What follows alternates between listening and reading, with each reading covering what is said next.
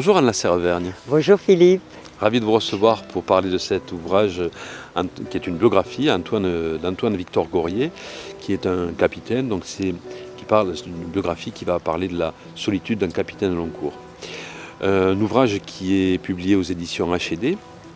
Alors Anne Lasserre-Vergne, pourquoi, alors que vous êtes plutôt une spécialiste des Pyrénées, un ouvrage sur un capitaine au long cours à l'époque de la marine à voile? Philippe, tout simplement parce que Antoine Victor Gorier est mon arrière-arrière-grand-père et qu'un jour on a découvert dans un grenier une vieille malle abandonnée depuis plus d'un demi-siècle, et cette malle contenait les copies de lettres qu'il adressait à ses armateurs et aux maisons de commerce. Et grâce à ces lettres, j'ai pu reconstituer ses voyages vers l'Amérique du Sud, vers l'Inde, vers l'Indonésie, vers la Chine. Et d'ailleurs, ces lettres, l'éditrice a absolument voulu qu'elles soient reproduites à la fin de l'ouvrage, après la biographie que j'ai rédigée. Donc on retrouvera les lettres du capitaine Antoine Gorier à la fin de l'ouvrage. Écrites entre 1866 et 1879, date de sa mort.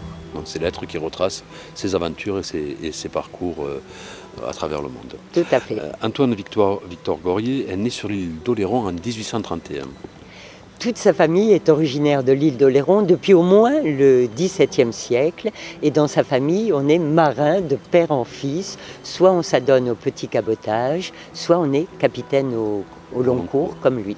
Le capitaine Gorier, donc, commande principalement des trois-mâts, de grands navires, de grands vaisseaux, et tout voyage devient une aventure. Il sait quand il part, il ne sait jamais quand il reviendra, il est parfois absent pendant 2-3 ans. Effectivement, d'ailleurs, quand il verra son fils pour la première fois, son fils aura déjà 2 ans. Alors les voyages sont de véritables aventures. Par exemple, quand il commande le Georges, il part de Bordeaux pour San Francisco. Mais il va mettre 60 jours pour franchir le Cap Horn.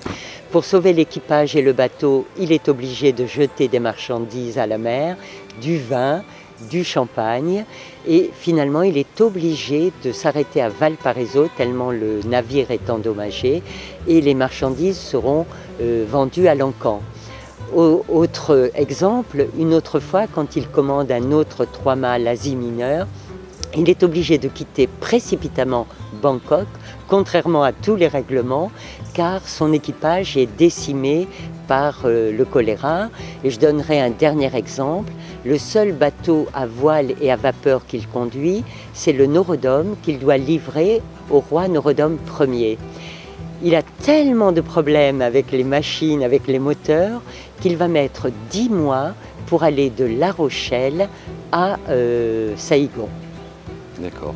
On comprend donc à travers ce livre qu'un capitaine au long cours est un homme orchestre. Il n'est pas simplement un marin. Il a des équipages à gérer et toutes les aventures qu'il traverse l'obligent à organiser et à pérenniser le voyage. Par exemple, il est également un médecin. Il faut soigner l'équipage, notamment quand il y a eu le choléra. Il est intendant, c'est lui qui s'occupe du ravitaillement. Et il est en quelque sorte un commercial, parce qu'il faut que ses armateurs gagnent de l'argent. Donc quand il part de Bordeaux, il doit vendre au mieux les frettes qu'il transporte, les marchandises qu'il transporte. Et ensuite, pour rentrer, il ne peut jamais rentrer à vide. Donc parfois, pendant 1 an, il cherche à remplir son bateau de marchandises qui puissent être bien commercialisées quand il reviendra à Bordeaux ou au moins en Europe. Et ce qui m'a frappé, Philippe, c'est que malgré tout, et d'où le titre « La solitude d'un capitaine au long cours », c'est que c'est un homme très seul, parce que les moyens de communication ne sont pas rapides comme maintenant, et que donc toutes les décisions reposent sur ses épaules. Donc c'est à la fois une biographie, mais aussi un roman d'aventure.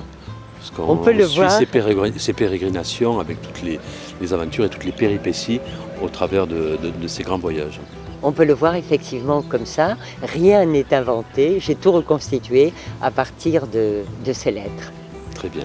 Merci Anne Lasserre-Vergne pour cet entretien et nous recommandons évidemment la lecture de la biographie d'Antoine Victor Gorier, La solitude d'un capitaine au long cours. Merci beaucoup Anne Lasserre-Vergne. Merci Philippe.